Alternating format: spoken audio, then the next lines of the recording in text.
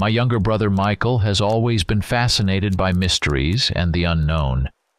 From a young age, he was drawn to stories about unexplained disappearances and mystical phenomena. He loved adventure movies, especially Indiana Jones. Once, when he was 10, he built a raft from bags filled with empty plastic bottles and secretly set off to the river that flowed near our house. After throwing it into the water and confirming it floated well, he climbed onto it and started his journey. Later, he called it a great swim. When we went to look for him, we couldn't find him. Our entire small town was turned upside down. After a day of searching, we received a call from the police of a neighboring state. It turned out that Michael had been found by a local fisherman who saw a child floating by. He reported it to the police, and they managed to pull him out of the river. He was slightly dehydrated and very sunburned, but otherwise healthy. When his parents picked him up, he looked proud. But seeing his mother's stern face, he immediately pretended to be sick. I remember there was a big scandal at home, and Michael wasn't allowed out of the house for a month. I also got in trouble for not keeping an eye on my brother, which I thought was unfair, as looking after this restless child was incredibly difficult. Another incident happened in high school.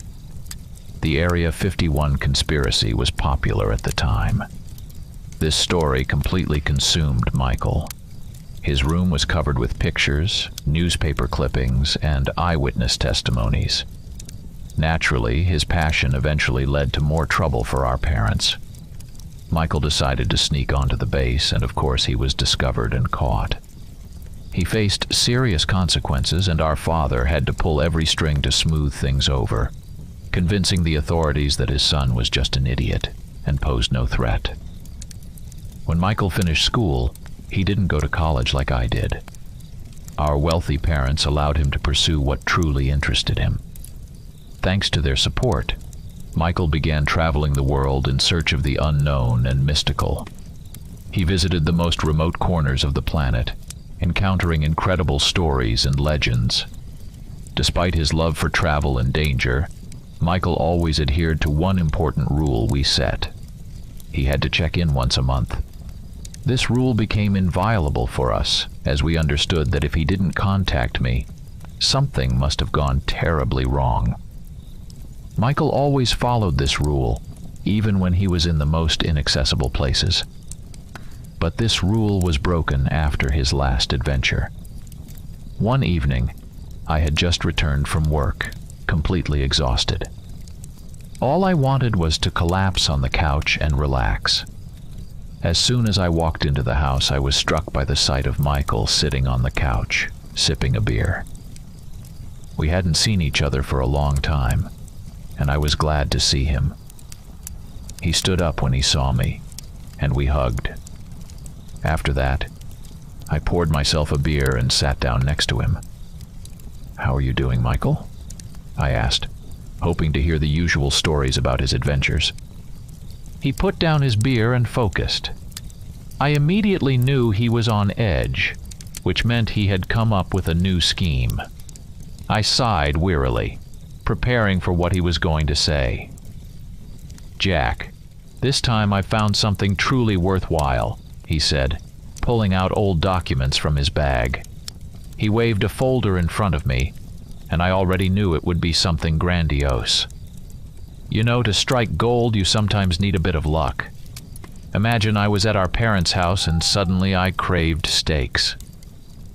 Well, you know, I had to cook them myself, so I needed to go to the store. For some reason, I decided to walk, even though you know it's quite a trek. But something inside me urged me to walk. And as I was strolling through the empty streets, I came across a garage sale. Of course, I started looking through the stuff. And among all the junk, I found some documents that really intrigued me. The owner was a man who said the documents belonged to his father, who fled the USSR in the 80s. This information intrigued me. I asked him what was written there, but he just shrugged, saying he spoke a little Russian but couldn't read it. So I decided to buy them. The man was greedy and demanded $500, but I didn't regret it. After finding someone who could read them, I discovered that these were secret documents discussing a secret laboratory in the Arctic. It was built in the 50s, right after World War II, and it mentioned that they discovered something terrifying, after which the laboratory was shut down. The documents Michael laid out before me were old, yellowed, with faded stamps and seals. Among them were technical drawings, scientific reports, and letters marked Top Secret. I reviewed the translated version, trying to grasp the essence. The document read as follows: Report number 42. Subject: Laboratory Sever 3. Date: October 12, 1952. Summary: 1. Research. The Sever 3 laboratory was created to conduct research in the fields of genetics and bioengineering. The primary goal was to create an organism capable of surviving in the extreme conditions of the Arctic and possessing increased strength and endurance. 2. Discovery. During one of the expeditions, a huge hole in the ground was discovered, with no visible bottom. Strange, frightening sounds, resembling moans or screams, were emanating from the hole. This phenomenon immediately attracted the scientists' attention, and they began their research. 3. Experiments. The scientists attempted to descend into the hole using various devices and technologies, but each time they encountered anomalous phenomena. The devices malfunctioned, and the researchers heard voices as if from the depths of hell itself. It was decided to continue the research with more advanced equipment and safety techniques. 4. Closure. After several incidents involving the disappearance of research teams and unsuccessful study attempts, the laboratory was immediately shut down. All documents and samples were classified and sent to the Central Archive. The location of the laboratory was carefully concealed, and access to it was prohibited. 5. Recommendations. The object poses a national security threat. Access to it must be strictly limited. If traces of the laboratory are discovered, report to the main directorate immediately. This was indeed interesting information, but it smelled like a fake. I told Michael as much, to which he, without batting an eye, pulled out a few more documents. Wait, Jack. Look, these aren't just rumors. Here's the dossier on the owner's father, Michael said, laying out more pages before me. The documents were meticulously collected and included photographs, old letters, and reports. Among them was an old Soviet passport belonging to Dr. Igor Petrovich Sokolov, a former scientist who worked for the Soviet Union. According to the dossier, Dr. Sokolov was one of the leading scientists working in the Sever 3 laboratory. He was a brilliant biologist and researcher specializing in genetics and bioengineering. One day, he took the opportunity and fled from Russia, taking several secret documents with him, hoping to one day reveal the truth about what they found in the depths of the Arctic. As I examined the papers, something didn't add up. Why didn't the CIA confiscate these documents?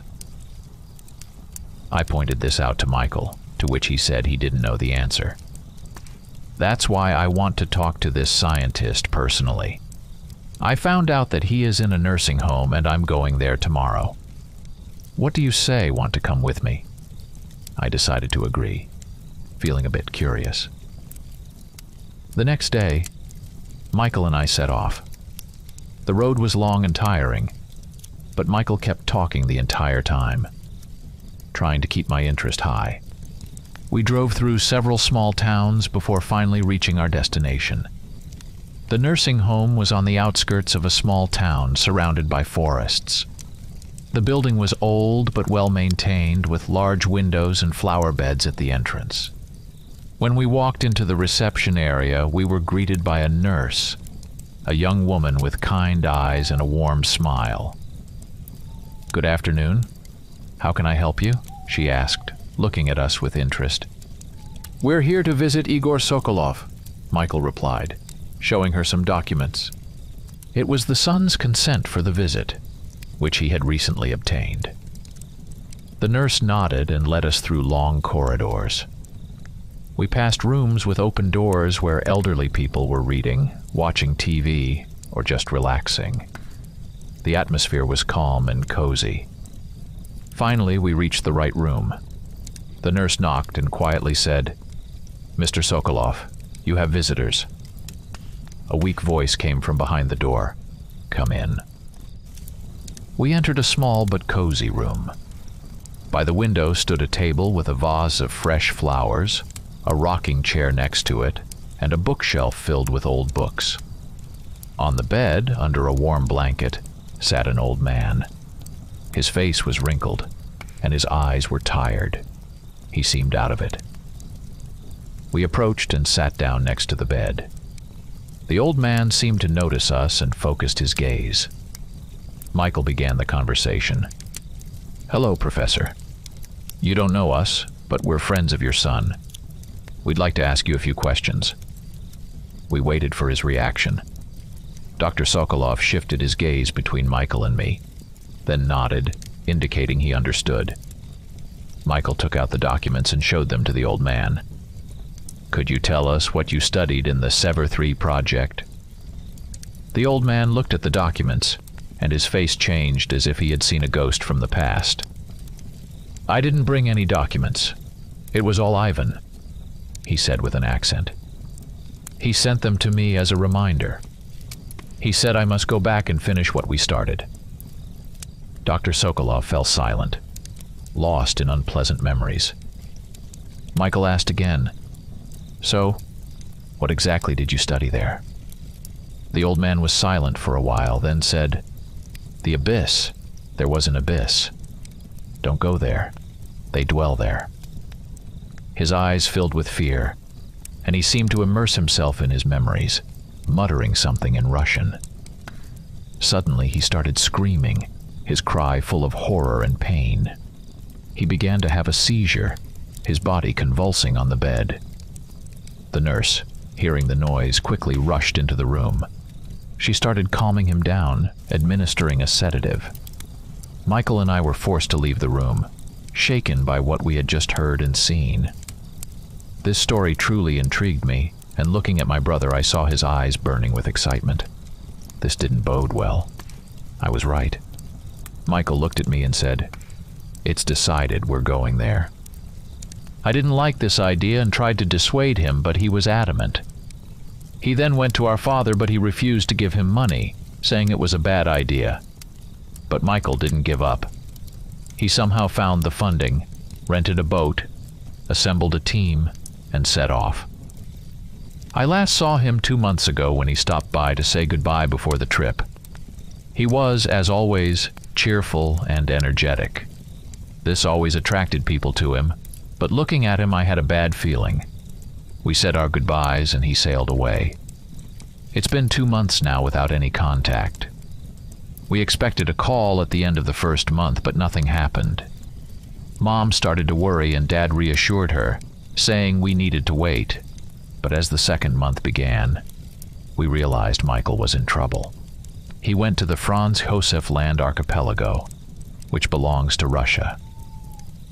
Dad sent a request to the authorities, but the response was that they knew nothing about my brother or the expedition. This was a bad sign. Maybe he entered the area secretly. Something had to be done, and Dad decided to assemble a team, and I volunteered to lead it. We began preparing for the expedition. This time it was serious. We gathered all the necessary equipment, rented a yacht, and hired a team of professionals ready for the extreme conditions of the Arctic. We had to go to Norway, where our departure would begin. Early in the morning, we gathered at the port of Tromsø. There was a sense of anticipation and slight tension in the air. I stood on the deck of the yacht Polaris, looking at the endless expanse of the sea. Our crew consisted of 4 people, me, 2 people managing the boat, and another person named Mark Sanders, a survival specialist. The Polaris was perfectly equipped for such a journey. An expedition yacht, equipped with the latest technology, with modern navigation systems and the ability to break through light ice. We loaded all the necessary supplies, equipment, and provisions for 40 days of autonomous sailing. We set sail from Tromsø, heading northeast toward the Franz Josef Land archipelago. Ahead of us lay the Barents Sea, cold waters, and icebergs. After a few days of sailing, we approached the Svalbard Islands. We made a brief stop to check the equipment and replenish our fuel and food supplies. Everything was going according to plan, but the tension was growing. Finally, we reached the Franz Josef Land archipelago. It was a large cluster of islands located right in the north, surrounded by endless ice expanses. Ahead of us awaited the majestic and harsh nature of the Arctic. We sailed past the first island, North Brook, with its sharp cliffs and icy covers, sparkling under the weak northern sun. Each of us kept our eyes on the landscape, feeling both awe and apprehension. We were aiming for Rudolph Island, located at the very north of the archipelago. Looking around, we feared seeing Russian border guards. We knew we didn't have permission to visit these islands and were doing everything secretly. My heart raced when blurry figures appeared on the horizon, but fortunately, they were just bizarre ice formations. The Arctic amazed with its grandeur and silence. White ice fields stretched to the horizon, and the air was crystal clear and cold. This place instilled both fear and respect. We sailed past islands, each seeming like another planet, wild and unapproachable. Finally, we arrived at Rudolph Island. It was one of the northernmost and harshest islands of the archipelago.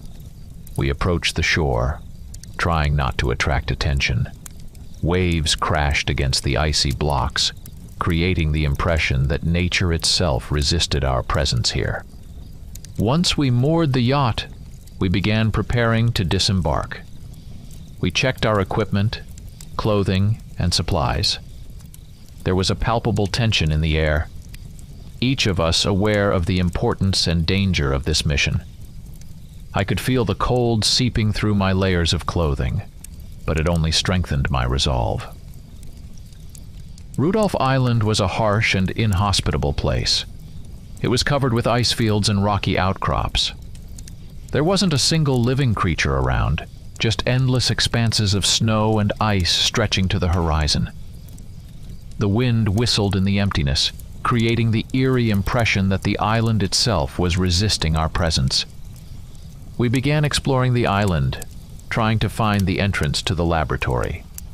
Apparently, the Russian authorities hadn't found it, meaning it was well hidden. The island was vast, and we methodically searched every square meter, but found nothing by the end of the day. As darkness fell, we had to return to the yacht to rest and gather strength for the next day. The next morning, something unexpected happened. I was lying in bed when I heard noises and shouts from above. Quickly dressing, I went up to the deck and saw a boat with armed men boarding our yacht. Under the barrel of a rifle, we were lined up on the deck. The border guard holding us at gunpoint was tall and strong, with a stern face and cold eyes. He kept saying something in Russian, but we couldn't understand him. Meanwhile, the other border guards were rudely searching the yacht, throwing things around. They were behaving arrogantly, ignoring our protests. "What are you doing here?" the border guard finally asked in broken English, looking at us suspiciously. We tried to explain that we were looking for someone. "We're looking for my brother. He went missing on this island," I said, hoping he would understand. The border guard looked at the icy island and sneered. "No one can survive here," he said. When we mentioned the laboratory, his face changed. Apparently, he knew something about it. At that moment, 2 other border guards returned, carrying our weapons. "You are under arrest. We will take you to the base," the main border guard declared. "Please," I began to plead. "First check the island. Then we'll go anywhere you want." He hesitated, but Mark whispered that we would pay them. This seemed to work, as corruption in Russia was rampant. The border guard agreed. We disembarked on the island and started our search. The border guard stayed close, never letting us out of their sight. The search area gradually narrowed, and suddenly we heard Mark shout. He was calling us, pointing to a small crack in the ground. As we got closer, we saw that it was not just a crack, but a hidden entrance leading into the depths of the island. We began carefully clearing the way, feeling the adrenaline surge. My heart was racing, and I knew we were close to uncovering the secret. The path led down into the darkness, and we cautiously descended. Inside, it was cold and damp. The walls were covered in mold, and the air was thick with the smell of decay and neglect. We went through several corridors, and finally saw a metal door with a Russian inscription. Laboratory Sever 3. The border guards froze when they saw this, realizing that there was indeed a hidden base in front of them. We opened the massive metal door, which led into the old Soviet laboratory. The hinges creaked, and a dark, damp space unfolded before us.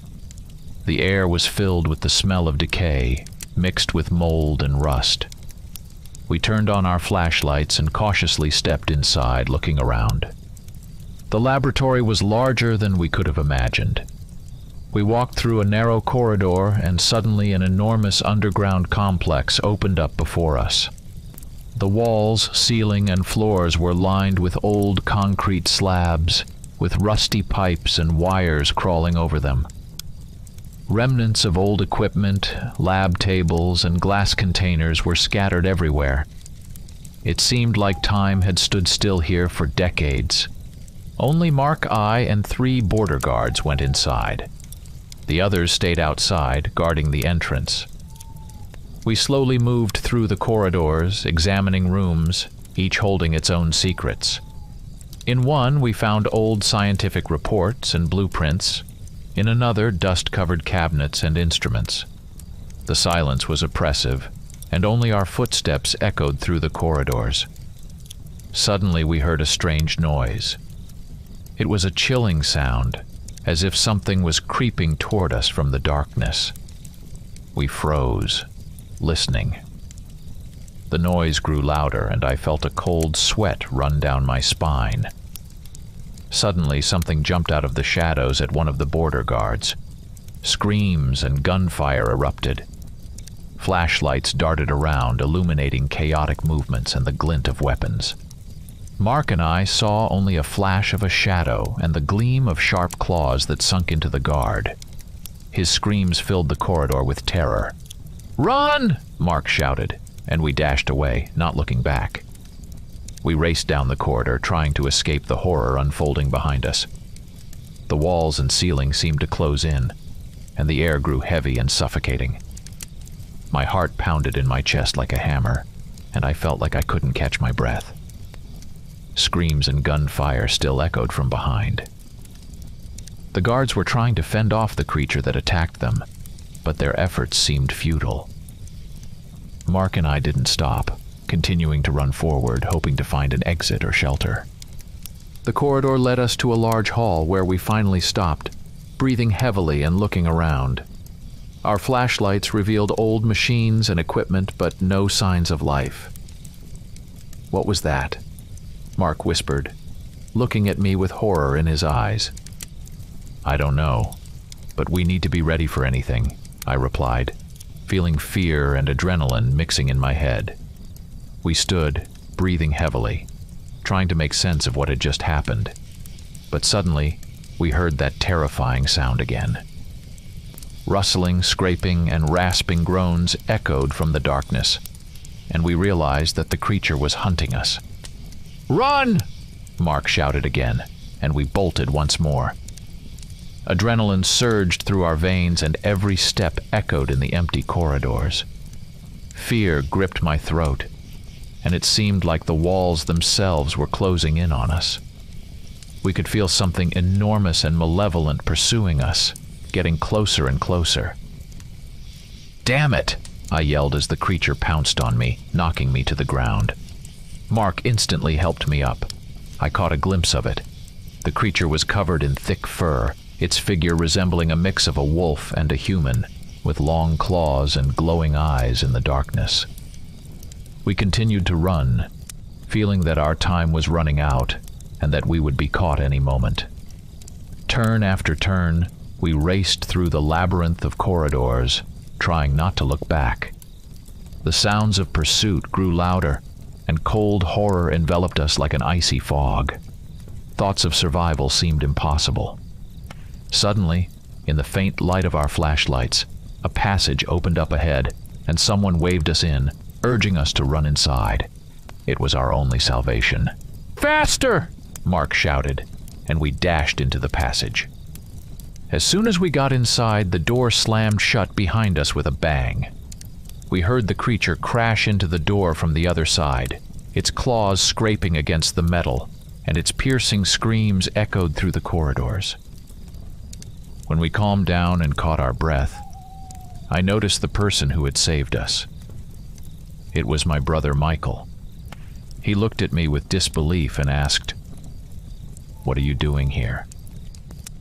Seeing that he was alive, I rejoiced and hugged him. "Michael, thank God," I exclaimed. "What was that creature following us?" Mark asked, looking at him. Michael looked us over and, regaining his composure, said, "I'll explain everything. Follow me." We followed him down a long corridor.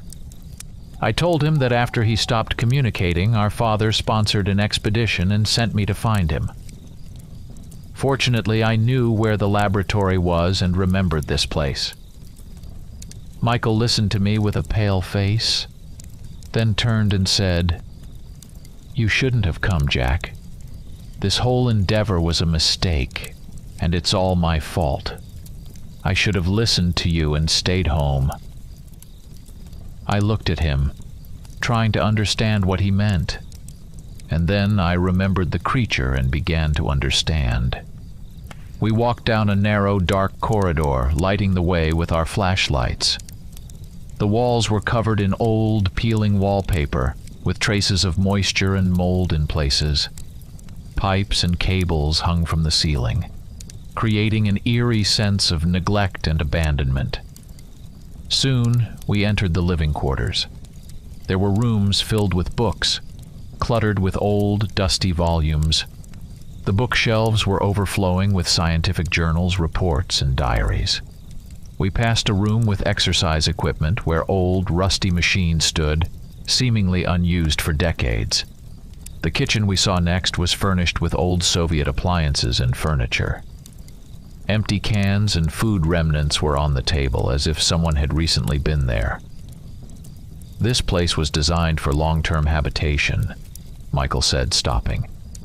"The scientists lived here for months, exploring the depths and the horrors they found." Soon we reached the laboratory where some experiments had been conducted. There were ancient devices with bulbs and wires emitting a dim light, as if trying to awaken something forgotten. Posters with images of the human body, diagrams, and charts hung on the walls. Michael stopped and said, "Before I begin, I'll tell you what happened to us when we set sail. Our journey went well, but when we docked at the island, a storm sank our yacht. We miraculously survived on a lifeboat. When we landed on this snowy wasteland, it seemed like the end for us. But unexpectedly, we met a man. His name was Ivan Demidov. Surprisingly, he spoke good English, though with an accent.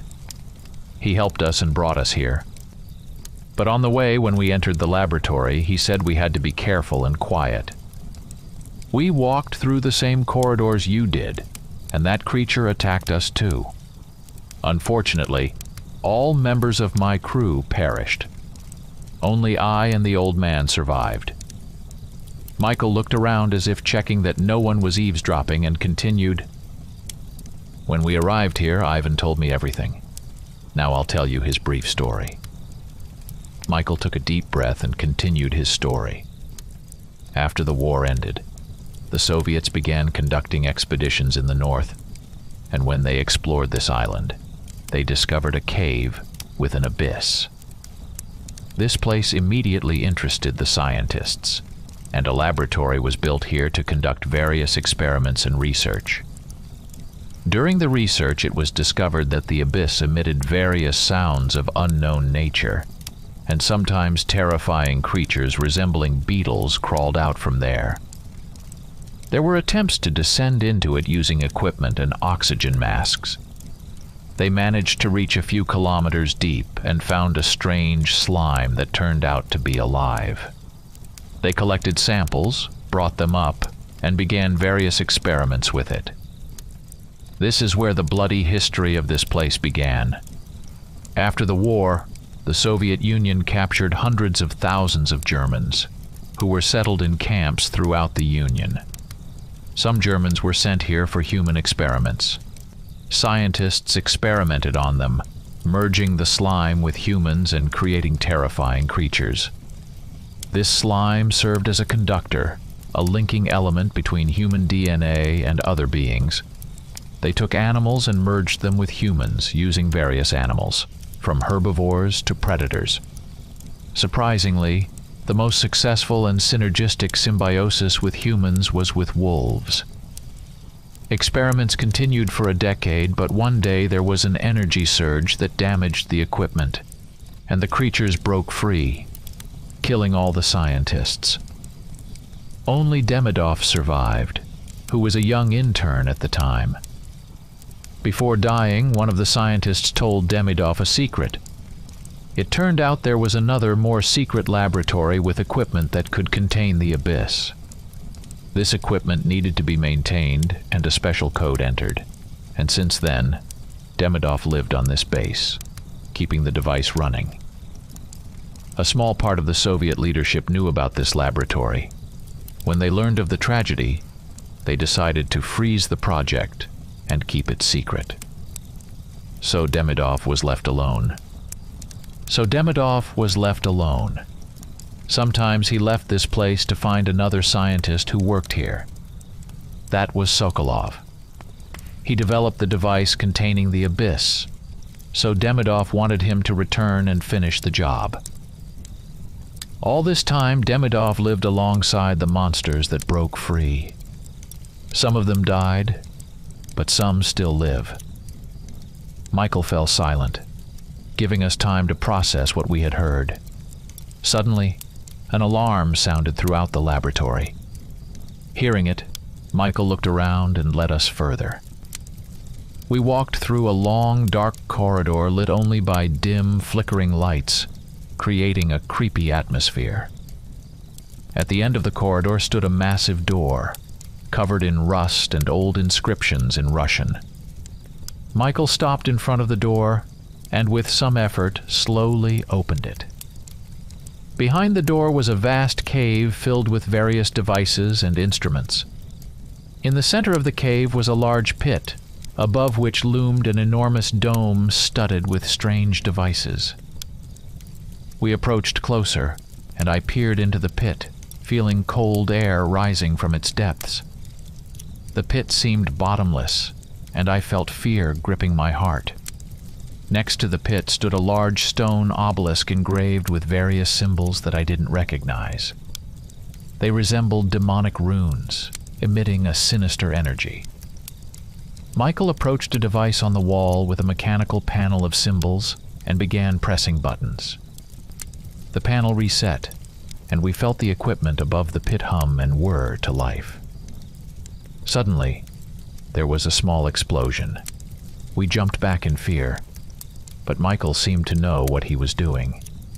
He turned to us and said, "As soon as I got here, Demidov immediately fell ill and died within a few days. Perhaps only willpower kept him alive until he found a replacement. He entrusted me to monitor this equipment and input the code that resets it and releases energy. The releases are small but necessary to maintain balance. This thing is like a steam boiler," Michael continued.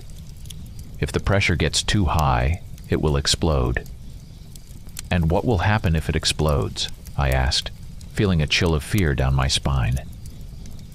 Michael looked at me and said, "Demidov didn't know either. Anything could happen, from the end of the world to nothing at all, but he was afraid to risk it." Why did the scientists build this device, and how did they manage without it before? This fissure has been here for thousands of years. Michael sighed and replied, "I don't know. The scientists who developed it said it was very important. Maybe without this device, the fissure could indeed lead to a catastrophe." When Michael finished explaining everything, it all started to make sense, but it was hard to believe. Then again, standing next to this abyss, it felt like our familiar world would never be the same. Michael led us back to the living quarters because standing near the abyss for too long was unbearable. It emitted some kind of waves that made our bodies feel weak, as if absorbed by its darkness. We hurried back to the kitchen. Michael showed us supplies that would last a long time, and the station could operate autonomously. Now we had to decide what to do next. I suggested simply getting out of here, as the yacht was waiting for us outside. "I can't just leave," he said.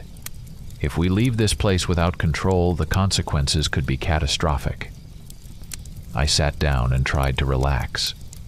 The recent events had exhausted me. But suddenly we heard noises that seemed very close. Michael paled and ran. I followed him, and we found ourselves in a small part of the laboratory where some other experiments had been conducted. In front of us was a ventilation hatch, from which someone was trying to escape. It was the border guard who had somehow survived. His face was covered in blood, and he looked at us with horror. "Help me," he croaked, crawling out. "They are in there!" We rushed to him, but suddenly noticed someone crawling behind him. It was the creature. Damn. It had been pursuing him. The guard didn't even have time to catch his breath before the creature broke out and grabbed him. We ran, slamming the door behind us. The creature crashed into it and tried to break through, but then fell silent. We stood, breathing heavily, realizing that we were not safe.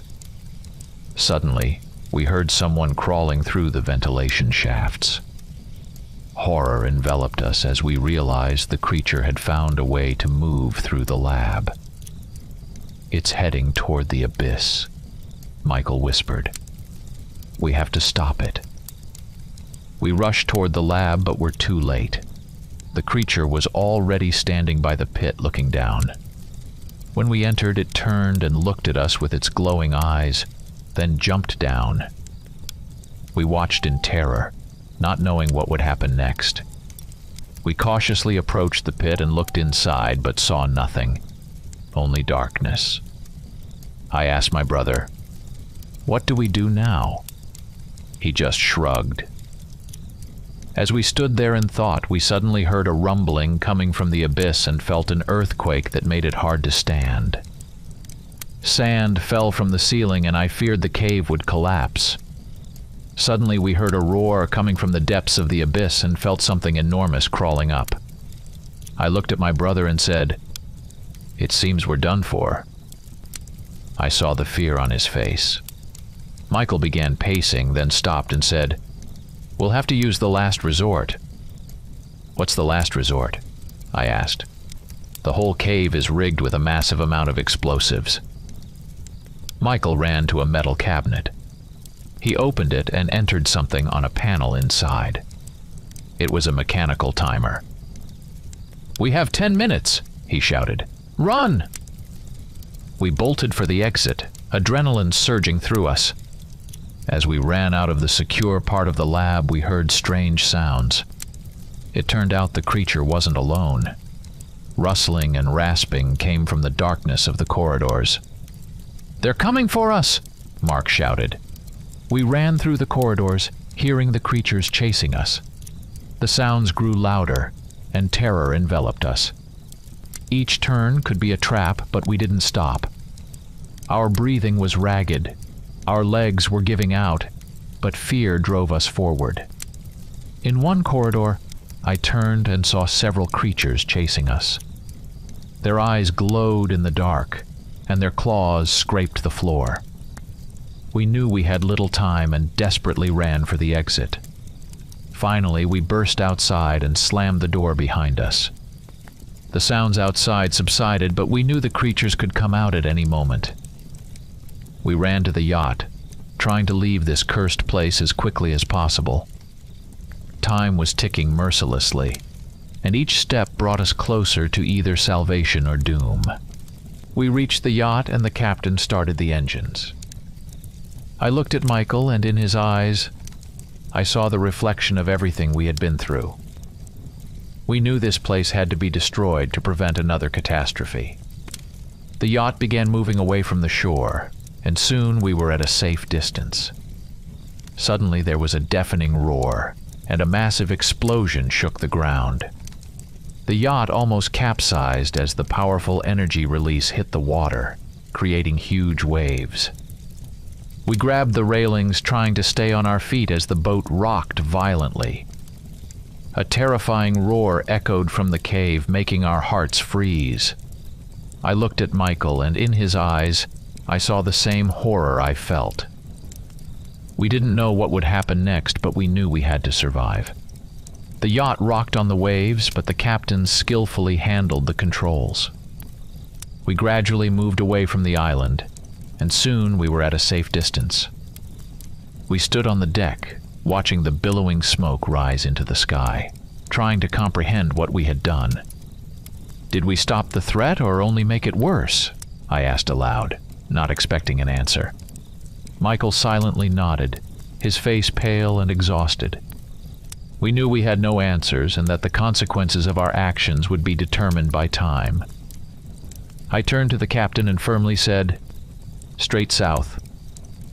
He nodded, and the yacht began its journey back, away from this cursed place.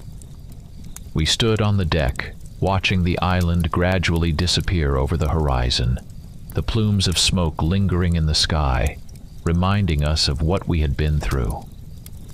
I knew one thing. I had saved my brother. We had survived a horror that could have destroyed us all, and now we had hope for the future. But the memory of the abyss and the creatures dwelling there would forever stay with us, reminding us of the fragility of our world and the dangers hidden in its depths. Story 2. The alarm interrupted my sleep. Stretching out my hand, I found and pressed the button, and the persistent sound stopped. The clock showed 8 a.m. I allowed myself to lie in bed a little longer, slowly waking up from sleep before I struggled to get out of bed.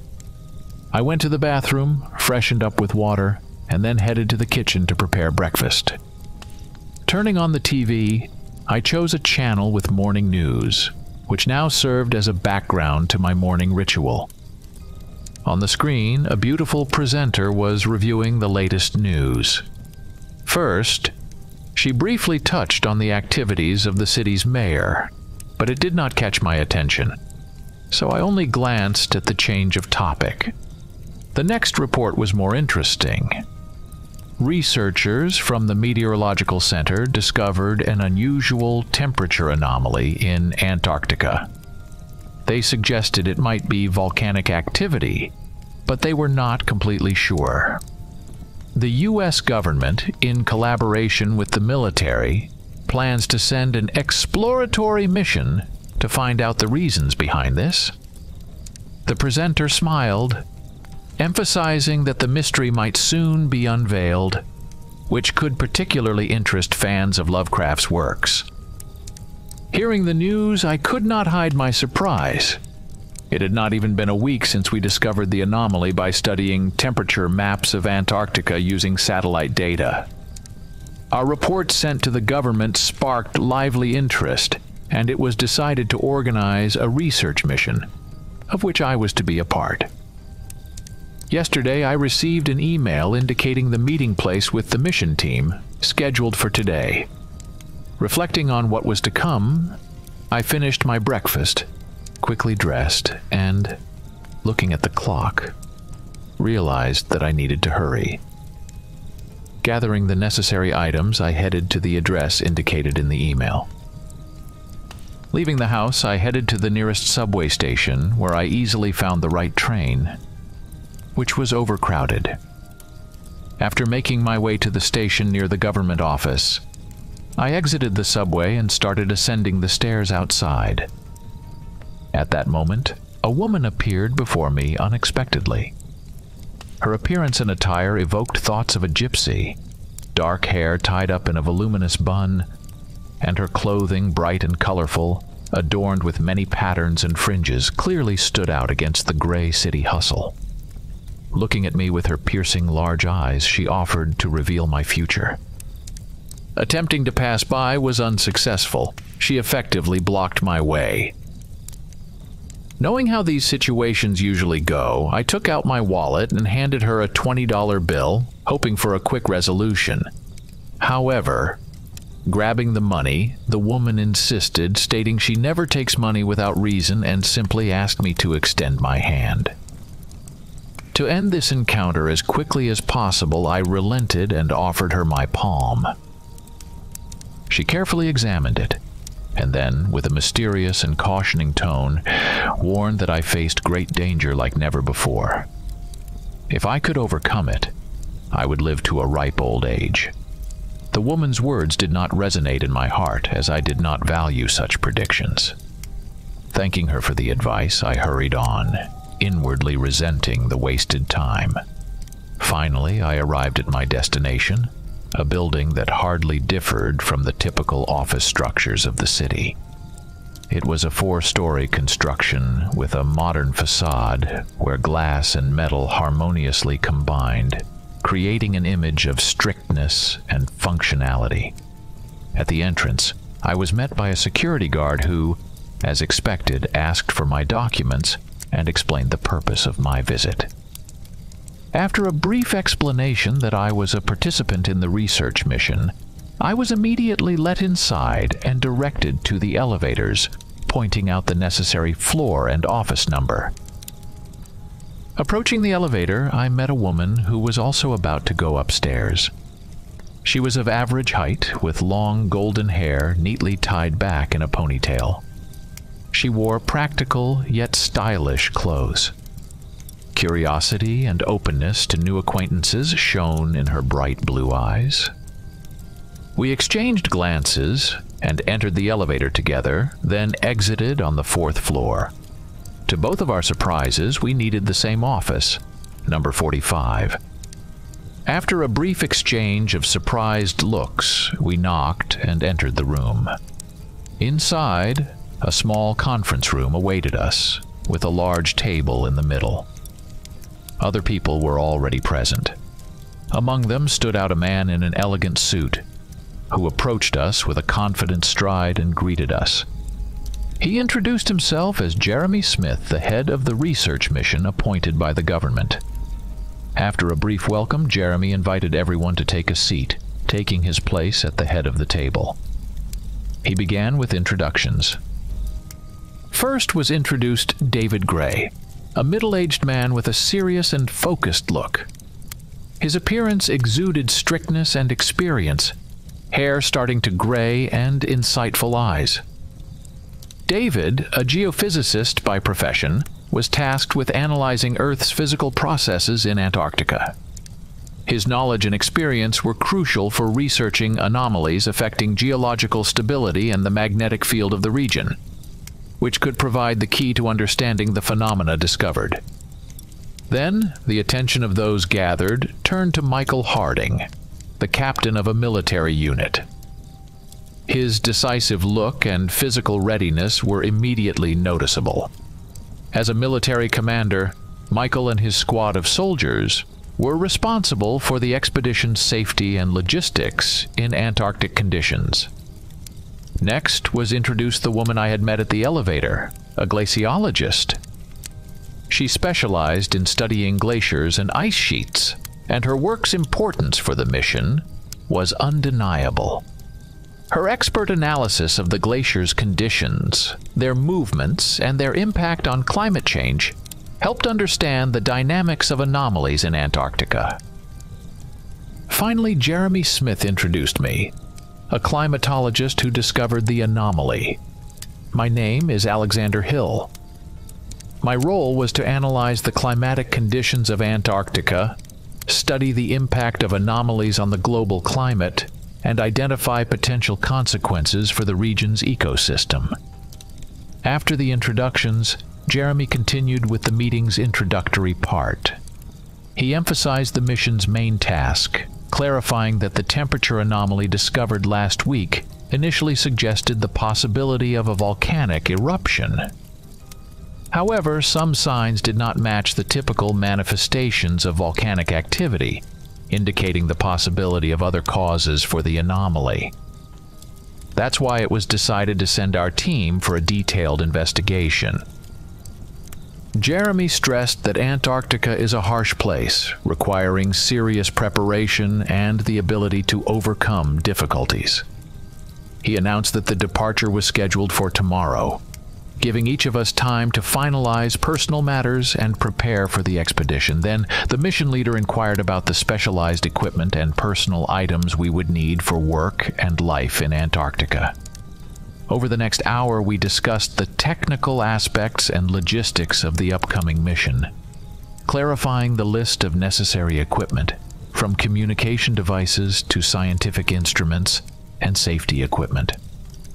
After discussing all details and questions, we said our goodbyes and dispersed, each engrossed in thoughts about the upcoming journey, to be undertaken in the unexplored conditions of one of the planet's most mysterious and unpredictable corners. Dawn was already enveloping the city with its first rays when I, having checked for all necessary items, called a taxi and headed to headquarters. Our research group was already gathering there. After exchanging greetings and the latest news, we soon saw a bus approach the headquarters, designated to take us to the airfield. There, a captain and a squad of soldiers, ready to accompany us on this challenging journey, greeted us. In total, there were 20 of us. Upon arriving at the airfield, we found ourselves in front of a mighty Boeing C-17 Globemaster III, already waiting for us, loaded with special equipment. Among other cargo on board the plane were 2 Hägglunds BV-206 all-terrain vehicles. These machines were to ensure our movement across the boundless expanses of Antarctica. The plane's interior was spacious, with high ceilings and metallic walls, where foldable seats for the team were securely fastened. Each of us took our place, buckled up, and began preparing for takeoff. Despite its impressive payload capacity and size, the C-17 took off smoothly and confidently, lifting us higher into the sky. Landscapes changed behind the windows, from earthly scenes to endless clouds. After several hours of flight, our plane began to gently descend, approaching the ground. Below lay the magnificent landscape of Chile, a country with a rich history and stunning nature. The plane touched down on the runway of the airfield, where a team awaited us for refueling. All processes were streamlined and well organized to minimize downtime. As soon as the plane stopped, fuel trucks immediately approached. While refueling was underway, part of the team decided to step out to stretch their legs and breathe fresh air. The sky was clear, and the air was refreshing, a pleasant break after long hours in the enclosed space of the plane. Shortly after, when the fuel tanks were fully replenished, we returned on board. The team settled in, gearing up for the second part of the flight, the most significant and exciting.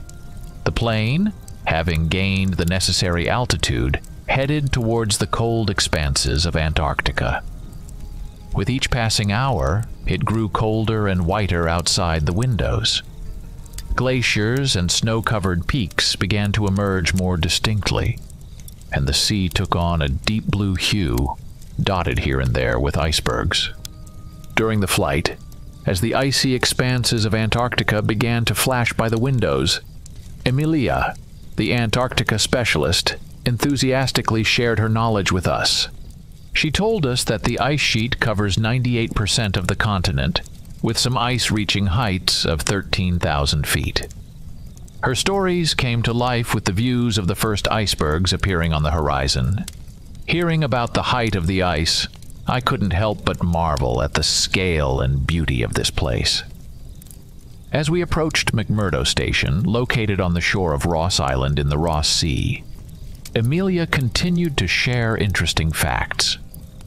She mentioned that due to the height of the ice sheets, airplanes are forced to fly 10,000 feet higher than usual to avoid colliding with icebergs. Antarctic snow, she said, is different from Arctic snow. It is drier and harder, which can pose a danger to airplane tires during landing. The plane began its descent and soon made a landing, a bit of a jolt, but not too severe. When the plane finally stopped and we began to disembark, the first thing that struck me was the deafening silence enveloping the icy expanses and the cold that pierced to the bones. Before us stood McMurdo Station, the largest American research base in Antarctica. It looked like a small town submerged in snow, with numerous buildings interconnected by paths already covered in snow. Some of the buildings were coated in frost, giving them a magical appearance. In the distance, the runway was visible, already being prepared for the next flight, while mountains and glaciers stretched around the perimeter of the station, creating a unique and captivating scene. Looking around and inhaling the cool, fresh air, the three of us stood, absorbed by the beauty of the boundless Antarctic expanses. The weather was favorable to us.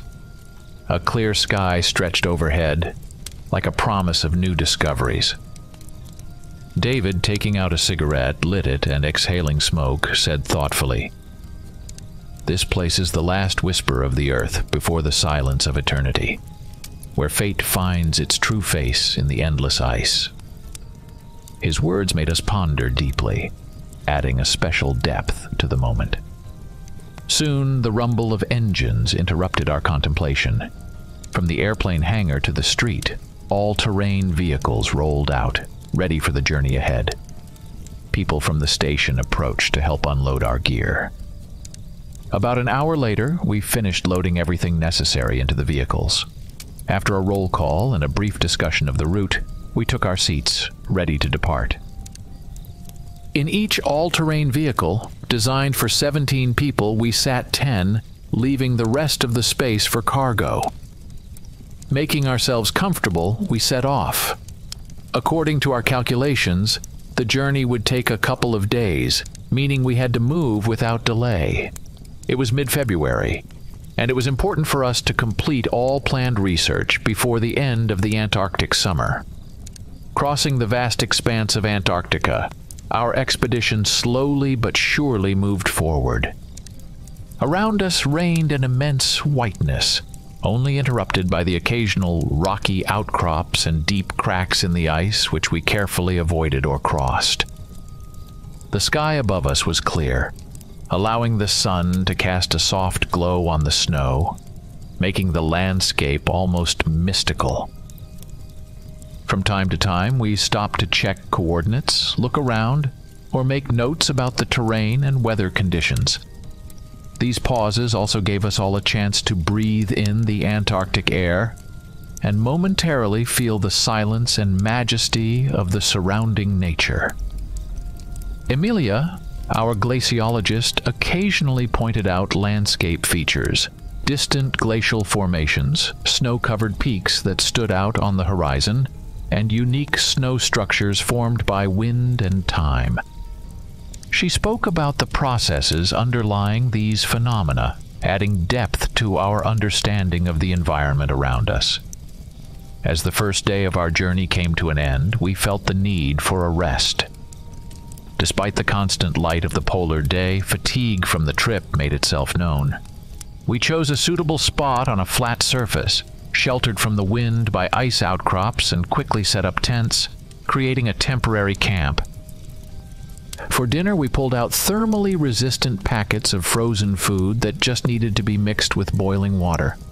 Thanks to modern technology, even in such conditions, we could enjoy a variety of meals.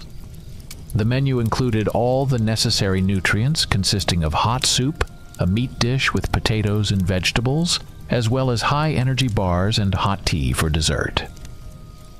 After dinner, sharing impressions of the first day's journey and discussing plans for tomorrow, we dispersed to our tents. Attempting to sleep in the eternal light of the polar day, many of us used sleep masks or simply tied a piece of fabric around our heads. Regardless of the precautions, falling asleep in such an unusual place was not easy. But fatigue from the long day eventually took over, and each of us gradually drifted into sleep, dreaming of what the next day would bring in this mysterious corner of the world. I woke up a couple of hours later. Lying in the tent for a bit, I decided to go outside.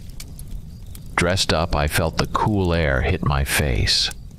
Noticing that David was also awake and sitting at the edge of the camp smoking a cigarette, I approached to keep him company. He looked at me but said nothing, so we sat in silence, watching the snowy plains.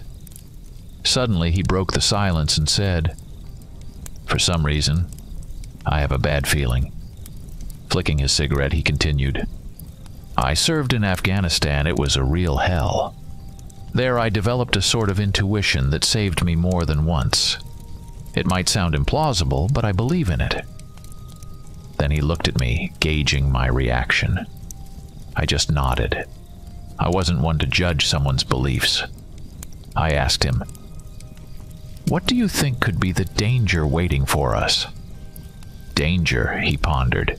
"In principle, we're well prepared, and we can survive a storm or other natural disasters, so I don't even know, but this is a wild place and anything can be expected here." Suddenly David froze and stood up, noticing something in the distance. Turning in the direction of his gaze, I saw a small dark gray dot rapidly approaching us. "What's that?" I asked. "Not sure yet," David replied, squinting and trying to make out what it was.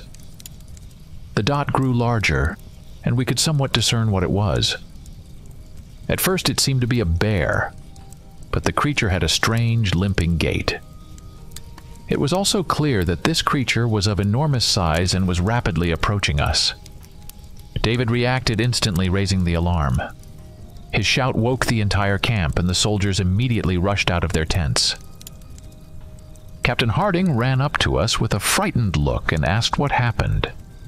We pointed to the approaching creature, after which he rushed into a tent and returned with a rifle and a shotgun.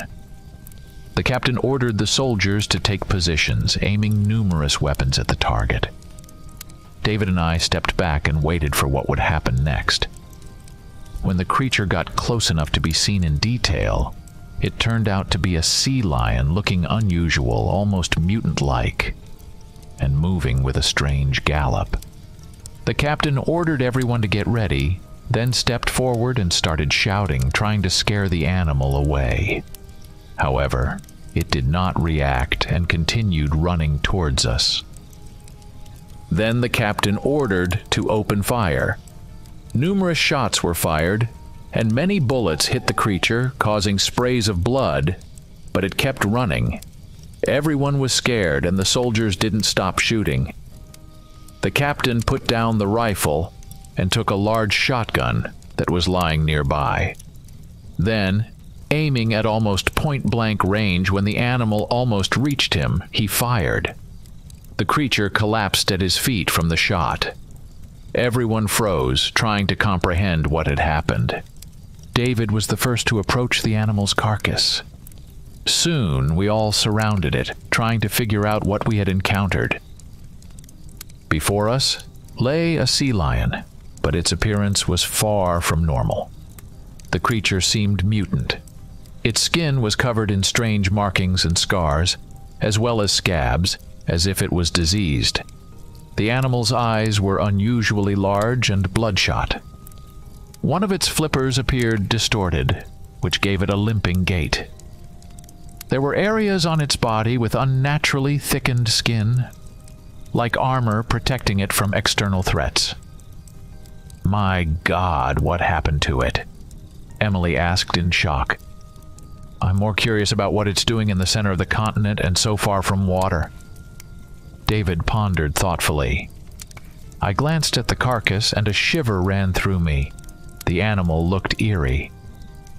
We stood there for a while, sharing our speculations. Then the captain ordered everyone to return to their tents and continue resting. He left a sentry and also headed to his tent. But no one could sleep. Soon, we decided to gather and continue on our journey. We left the animal's carcass lying there, only noting its coordinates to return later and take it for research. Continuing our journey, we moved forward under the constant light of the polar day. Despite the sun never setting below the horizon, I felt an anxiety that did not leave me after the encounter with the unusual creature. Approaching our designated location, something unusual happened. Our electronics started to malfunction, and communication was completely disrupted. The navigation system stopped working, indicating a malfunction in orientation. At that moment, we stopped and got out of the all-terrain vehicles to figure out what was happening. Mr. Smith, the head of our mission, turned to the captain with a question. "Cap, what's happening?" The captain, trying to catch a signal with his satellite phone, replied, "The satellite communication unexpectedly cut off, and the navigator stopped working. Something here is causing interference." He continued to walk around, making circles in an attempt to restore the connection. At the captain's suggestion, we decided to move back a bit to check if the communication would return. Mr. Smith agreed with this plan, and we quickly took our seats, heading back along the tracks of our wheels. It only took a few minutes before the captain ordered us to stop. The communication was restored. Getting out of the vehicles, we gathered around the navigator again. David suggested the presence of a magnetic field ahead, which could disrupt our devices. Based on this hypothesis, we roughly determined the direction and distance to our goal. Only a couple of miles left.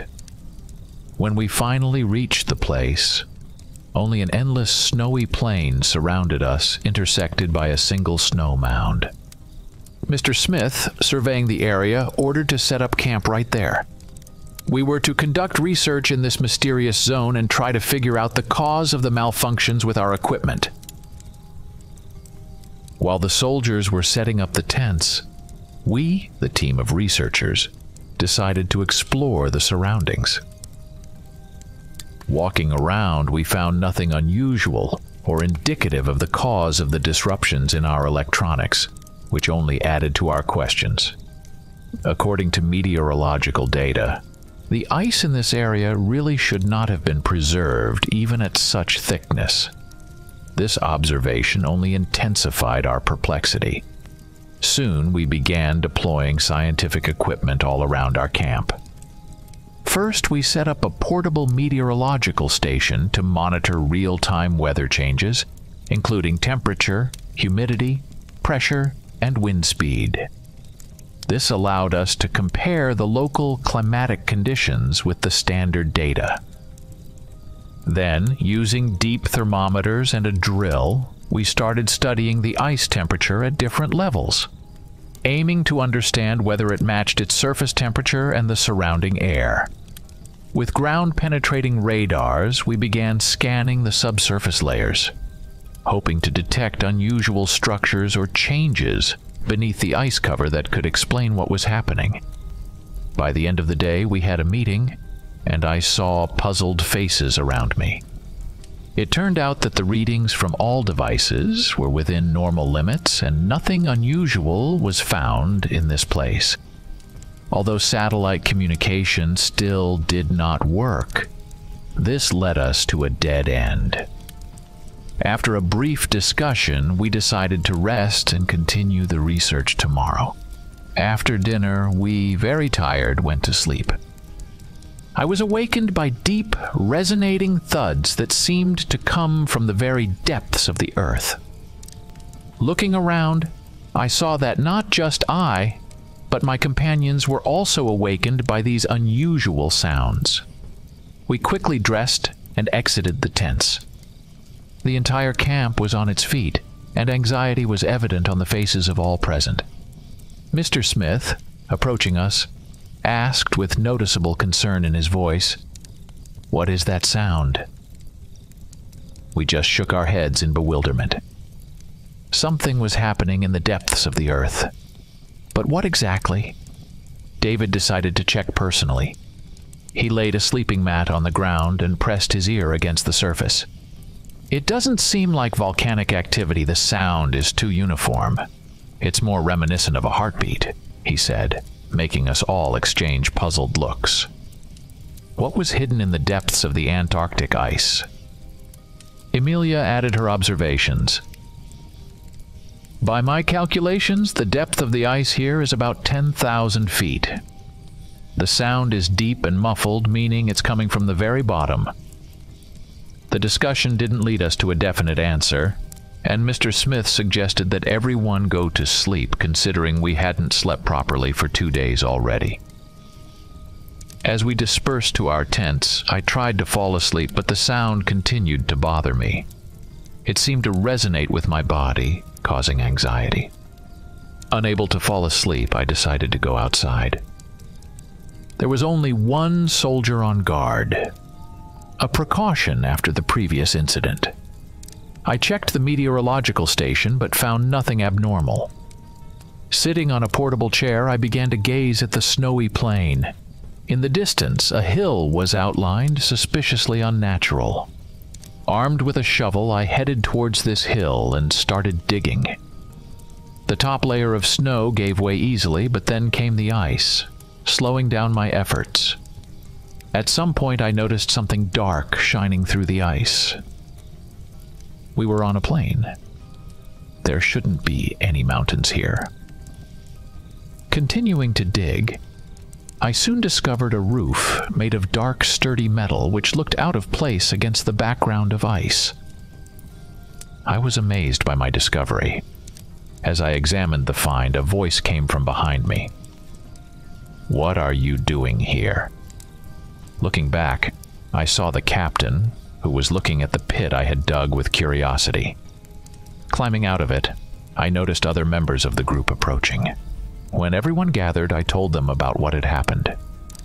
Everyone nodded in surprise, and upon learning about my find, they froze in shock, then rushed to see it. Armed with shovels, we started clearing the snow, and after about an hour of work, a small structure appeared in front of us, resembling a house without windows, with only one massive iron door. We tried to open it, but it was locked. Then one of the soldiers brought a drill and started drilling the lock. Suddenly, he jumped back in fright, dropping the drill. The captain shouted at him, asking what had happened, but he pointed at the door, saying he heard a noise from inside. We all became alarmed. I approached the door and pressed my ear against it. At first it was quiet, but then I heard some rustling, unable to determine exactly what it was. I confirmed that there was something behind the door. The captain, grabbing the drill, said, "We won't know until we open the door," and continued drilling. Finally, the lock gave way, and he, grabbing the handle, looked back at us. We froze in anticipation. The soldiers prepared their weapons. The captain quietly and carefully pulled the door towards him, which began to open with a creak and a groan. We tensed up, but looking inside, we found that there was no one there, only a small room with an elevator shaft in its center. We cautiously entered, peering into the shaft, which descended into the depths of the earth to an unknown depth. Next to the shaft, I noticed a lever, which Mr. Smith approached, and, without hesitation, activated. A deep rumble emanated from the depths. To our surprise, the elevator turned out to be operational. Soon, the elevator cabin rose to us. The elevator was spacious, designed to carry about 10 people. Its interior was minimalist. Metal walls, a small control panel with buttons and emergency lighting, creating a gloomy atmosphere. After a short discussion, we decided that some of us would descend for exploration while some soldiers would stay on the surface to guard the camp. We stepped into the elevator. Mr. Smith pressed the descent button, and the cabin began to slowly descend. With each meter, the light from the upper hatch diminished until it disappeared completely, leaving us in the dim light of emergency lighting. The descent was smooth but filled with tension. Each of us understood that we were descending into the unknown, which could hold anything. The descent lasted quite a long time, and finally the elevator stopped. Darkness surrounded us. Turning on flashlights, we stepped out of the elevator. My first concerned question was about the presence of ventilation at such a depth, as air clearly couldn't penetrate here naturally. However, the local ventilation shafts seemed to be working properly. The air here was surprisingly clean, albeit slightly stale. We found ourselves in a corridor. The walls were metallic and covered with a layer of rust, indicating long neglect. Drops of condensation hung from the metal due to the humidity of the air. Walking down the corridor, we entered a large room which apparently served as a laboratory. The laboratory was filled with various research apparatus and equipment, which looked outdated but once probably represented cutting-edge technology. Posters with fascist symbols hung on the walls, and papers written in German were scattered on the tables and floor. This suggested that the facility belonged to the authorities of Nazi Germany, meaning that this place was almost 100 years old. The laboratory looked ravaged. Overturned furniture, broken glass equipment, and documents scattered everywhere. In one of the corners, we discovered the skeleton of a soldier of the Third Reich. He was leaning against the wall, as if his owner had died waiting for help or in a last desperate attempt to find shelter. This grim find added heavy notes to the atmosphere of our exploration. As we inspected the laboratory, we tried to mentally reconstruct what had happened here many years ago. The papers on the tables possibly contained reports on experiments conducted here. And Mr. Smith, picking up one of them, asked if anyone knew German. Only David responded. He took the paper and, shining a flashlight on it, tried to read the contents. Soon he said that it described a report on the condition of the subject, and he suggested that experiments on humans might have been conducted here. We continued our exploration, and then Emily said she found a power lever and asked if she could pull it. After a brief hesitation, we agreed. With a slight tension in the air and a click of the lever, suddenly lights turned on throughout the station, and the ventilation system started making sounds of operation. I was amazed that after so many years of neglect, the systems here were still functioning. Thanks to the illumination, we could now examine everything carefully. Walking along the tables, I found a folder. Opening it, I saw a mystical symbol in the form of a diamond, with a wolf's paw depicted in the center. Calling David over, I asked him to translate what was written. He read aloud the following: "The stone negatively affects the body, causing changes within it. Prolonged exposure to its radiation can lead to irreversible transformation, resulting in the subject losing its human appearance, but gaining unprecedented physical strength. Unfortunately, the creature also loses control over itself, making its use on the battlefield problematic. The possibility of deploying it behind enemy lines exists, but is associated with great risks. At the moment, I consider the use of this method impractical. I recommend continuing research, as this object has unlimited potential due to its otherworldly origin." The document also contained various reports and figures, but the main content was truly shocking. What could the Nazis have been developing in this laboratory, and what did they discover here? We summoned Mr. Smith and showed him the document. As he studied it, suddenly, from above us, from the ceiling, we heard a noise. We all instantly raised our heads, and the soldiers grabbed their weapons. "Someone is moving through the shaft," the captain speculated. However, David, with a tone hinting at darker thoughts, added, "Perhaps not someone, but something." This thought made all of us tense from the uncertainty of what could be lurking at such depth, deep in the heart of Antarctica. Without wasting time, Mr. Smith suggested continuing our exploration. We headed to the door at the end of the laboratory, which led us to another elevator shaft. Pausing before it, we began discussing whether we should continue our descent. After a short discussion, it was decided that part of our group would stay here on this level, while the rest would continue descending. 2 soldiers were to remain upstairs. They handed us their pistols while keeping their rifles. Pulling the lever again, Mr. Smith called the elevator.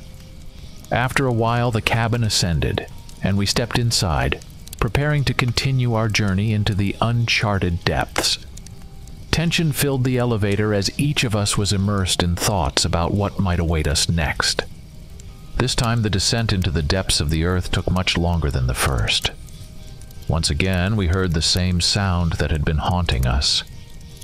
And with each foot we descended, the sound of knocking grew louder and clearer, as if calling us to it. When the elevator doors opened, our eyes were drawn to a huge cavern. The floor was earthen, while the ceiling and walls were made of pure ice. Icicle stalactites hung from the ceiling, creating the impression of a frozen underground palace. Lanterns hung from the ceiling, illuminating the space and making it eerily beautiful. We stood in shock at this sight, but soon our attention was drawn to one thing. In the center of the cavern, drawing attention with its unusual appearance, floated a cube the size of a truck. It seemed incredible, floating in the air, slowly descending and rising as if it were set on an invisible cushion of air. Various wires and devices were scattered around the cube, creating the impression that the cube was part of some larger experiment. However, the real discovery was 6 transparent capsules filled with red transparent liquid, evenly spaced around the cube. Inside these capsules, floating in the liquid, were creatures resembling humans, but partially covered in fur. Their faces were grotesque and elongated, making them look like wolves. The creatures' eyes were closed, as if they were in a deep sleep. In rhythm with the pulsation of the cube, they moved slowly up and down in the liquid. We didn't know how to react to this discovery. I looked at my companions. Emily covered her mouth with her hand while David whistled and cursed. What the hell is this? I, too, stood in some kind of trance. It was the moment when your previous world collapses and a new, not better, but terrible one takes its place. I rubbed my eyes and decided to continue inspecting. Approaching the cube, I was able to examine it more closely. It was covered with mysterious symbols executed in a style unlike anything earthly. The symbols shimmered with red light, creating a network of veins. It also emitted the same sound we had heard earlier. With each beat, the veins began to glow brighter, creating the illusion of a beating heart. Suddenly, from behind me, I heard the captain's voice announcing the discovery of a journal. We immediately gathered around it to learn more. The entries in the journal were in German, and David took on the task of translating. It turned out that the cube was discovered in the 1930s, and after that, Hitler sent his scientists to study this object. I remembered reading about how Hitler was obsessed with the supernatural, but I didn't think it would turn out to be true. The journal also contained symbols similar to those on the cube. Many pages were filled with them, and at the end of the entries, there was a combination of 6 symbols. What happened next and the fate of the scientists remained a mystery. Emily took the journal and, carefully studying it, approached the cube. She began touching the symbols in the order specified on the last pages of the journal. I noticed this too late, and a sinister premonition came over me. I wanted to warn her to stop, but I didn't have time. As soon as Emily touched the last symbol, which lit up brightly, the cube began to slowly rotate around its axis, gradually speeding up, emitting sounds resembling a speeding heartbeat, and its veins glowed brightly. We recoiled in horror. The captain noticed huge devices resembling cabinets nearby and called for everyone to take cover behind them. We all hurried there. We didn't know what to expect from this unexpected turn of events. The cube continued to rotate and glow until suddenly there was a small light explosion. We closed our eyes, and when we looked again, we saw something before us. A portal formed in front of the cube, emitting red light and covered in beautiful ripples, and the atmosphere in the cavern became tense to the breaking point.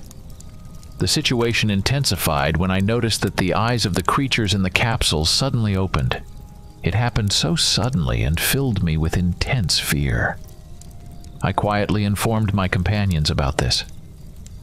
We all watched in horror as the capsule's contents began to move, and the capsules, like spider webs, cracked. The German soldiers who emerged from the portal also noticed this and seemed to start getting nervous.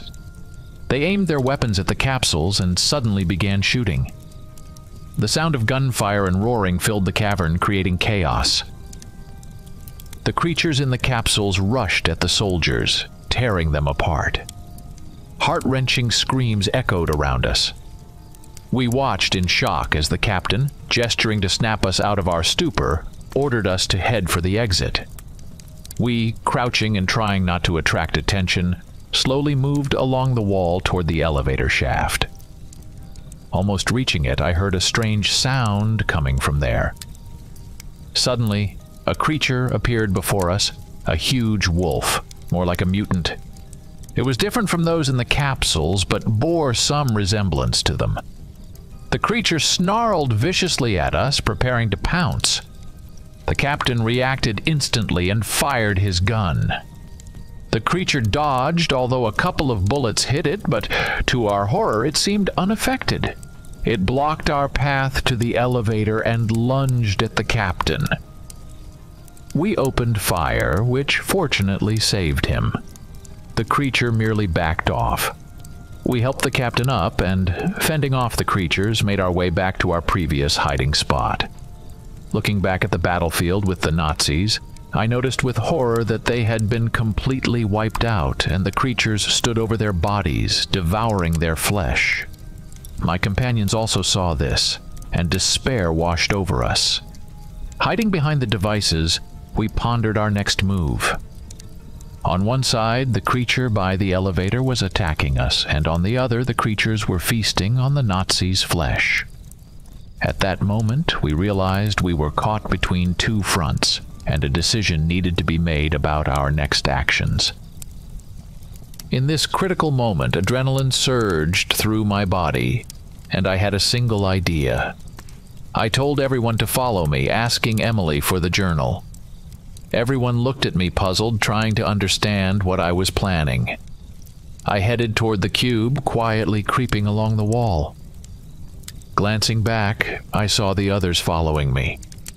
The creatures continued to devour the soldiers, and the massive wolf-like creature stood at the exit, as if its task was to guard it.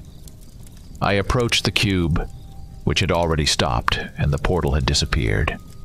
I began entering the same combination that Emily had entered before. When the last symbol lit up, the cube started spinning, attracting the attention of the creatures. I prayed silently for the portal to open faster. We huddled around the cube, and suddenly there was a flash. When we opened our eyes, a red portal lay before us. I didn't know what awaited us next, but it was the only way out of the situation. We were trapped thousands of feet below the surface. The creatures slowly moved toward us. I yelled for everyone to jump into the portal. First, with the words, "Screw you all," David jumped. The others followed suit, disappearing into the portal. Only the captain and I remained, and he opened fire on the creatures, shouting for me to jump. I saw that bullets had no effect on these creatures, and, abandoning the journal, I grabbed the captain's jacket and pulled him toward the portal. A flash of light, and literally a moment after passing through the portal, I found myself in the same cavern, next to my companions. Instantly, I feared that we hadn't escaped, and that the creatures would devour us. But looking around, I realized the situation was different. The cavern was brightly lit, and people in uniforms approached us, among them soldiers with US flag patches. I breathed a sigh of relief, understanding that they were our people. Soon, a man in a lab coat approached us, extremely surprised to see us. He introduced himself and told us what had happened. His words shocked us.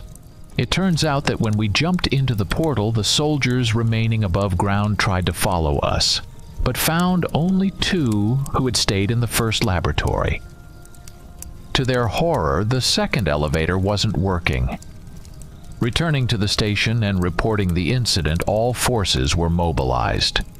Restoring the elevator took a long time, and everyone understood that our chances of survival were minimal. After the elevator was restored, creatures were discovered, and the battle with them dragged on for years. Eventually, when the creatures were destroyed, scientists were able to study the cube, found the journal, and, using the combination from it, we appeared from the portal. Listening to this story, we were in shock. David asked how many years had passed since our disappearance. The professor sadly replied, 5 years. We froze in place, realizing we had been missing for a whole 5 years. The captain, however, said, "But at least we're alive, right?" We nodded in agreement. The professor suggested that we go to the surface to be examined by medics. On the way, I asked the professor about the wolf-like creature, describing its appearance. He shook his head in confusion. We exchanged worried glances. And at that moment, as we approached the elevator shaft, there was a rustling from above. We all froze and looked up, awaiting the unknown.